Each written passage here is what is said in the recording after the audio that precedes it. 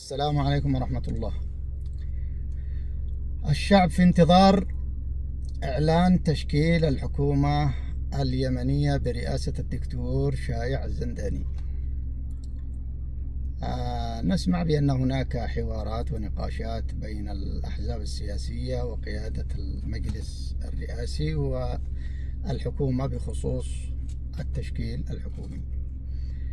الأحزاب يطالبون بأن تكون محاصصة حزبية، وهناك أيضا آراء تطرح بأن تكون تكنوقراط. والحقيقة الشعب اليمني لا يهمه أن تكون محاصصة حزبية أو تكنوقراط. ما يهم الشعب اليمني أن يكون الوزير ولاءه خالص للوطن. النقطة الثانية ألا يكون من الذين شاركوا في التماهي مع الانقلابيين ومع من يحبون أو يسعون لتمزيق الوطن. والآخر ألا يكون ثبت فشله ولم يقدم أي خدمة للوطن والمواطن، وأيضا ألا يكون شخصية ضعيفة قابل للبيع والشراء. الشعب اليمني يريد وزير شجاع يراه في يزور الجبهات، يتواصل مع الأبطال في الجبهات، يتواصل مع المواطنين. يريد وزير أن يعيش في الوطن، لا يريد وزير أن يعيش في الخارج وتحت المكيفات ولا يهم وضع اليمن. المواطن اليمني يريد وزير يشعر بأنه يمني، يريد وزير أن لا يكون لديه جنسية أخرى غير جنسية اليمنيين. أما وزير يمتلك جنسية لدولة أخرى، هذه تعتبر من الخيانات للوطن. نريد وزير أن يكون له مواقف مشرفة في تاريخه. نريد وزير ألا يكون من أولئك الذين يحملون فصيلة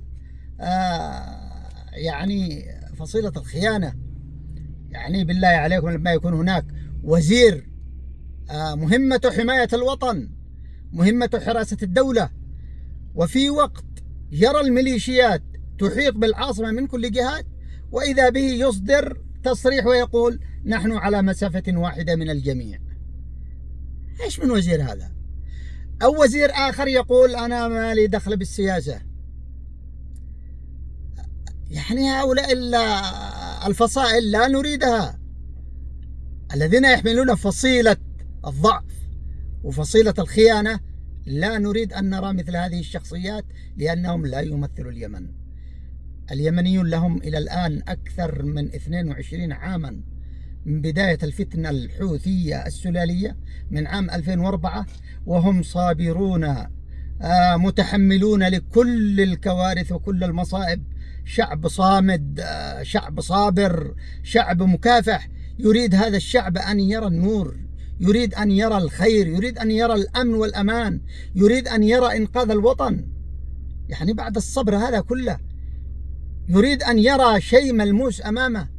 كفانا إخفاقات، كفانا ضعف، كفانا خلافات، أن تصل خلافات إلى الدولة، إلى قيادة الدولة فيما بينهم. هذا يريد ينفصل وهذا يريد كذا.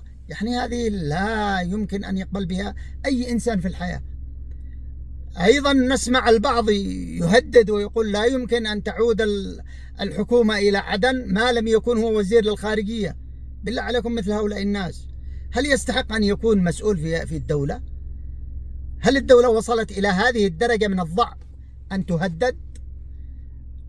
نطالب بفرض سلطة القانون، القانون الذي يحكم الجميع. الشعب اليمني شعب وطني. طلبنا اليوم أن نرى المسؤولين وطنيين فقط. نريد مسؤولين وطنيين، ما نشتي مسؤول لما يصل إلى الوزارة يبدأ بعدين يبيع ويقدم موقعه للمزاد، من يدفع وأنا مستعد أسير معه. كفانا تعب اليمنيون كثيرا، نريد أن نرى دولة قوية، نريد أن نرى دولة يحترمها المواطن اليمني بالكامل، ولن تحترم الدولة ما لم تكن قوية وما لم تفرض سيطرة القانون وسلطة القانون على الكبير والصغير في هذا البلد. وزير أخطأ، قائد عسكري أخطأ، محافظ أخطأ، يحاسب بالقانون. نريد دولة يحترمها الإقليم، يحترمها العالم. نتمنى إن شاء الله أن نرى ذلك في القريب بقيادة الأخ الرئيس الدكتور رشاد العليمي. التحية له على مواقفه في هذه الفترة، من أعماق قلوبنا نرسل إليه التحية. والله أننا نحب الرجل الوطني القائد الوطني بغض النظر عن انتمائه من أي جهة كان. المهم أن نرى رجل وطني يحب وطنه ومخلص لهذا الوطن وللمواطن على العين والرأس. أما شخص ضعيف شخصية لو كان من كان لا يشرفنا، ولا نريد أن نرى مثل هذه الشخصيات. التحية لكم جميعا من محافظة مارب، محافظة العزة والشموخ والبطولة لكل أحرار اليمن في ربوع الوطن الحبيب، وكذلك كل اليمنيين الذين في الخارج. والسلام عليكم ورحمة الله.